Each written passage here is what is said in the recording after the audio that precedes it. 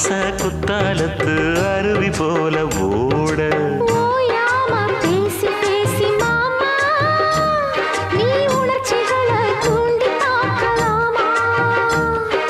வாயாடி லாபம் என்ன மாமா நீ விஷயங்களை ஆற போடலாமா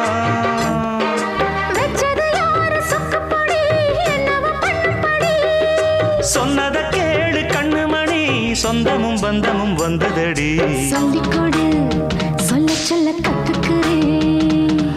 விட்டுக்கொடு மிச்சம் இது தொட்டுக்கிறேன்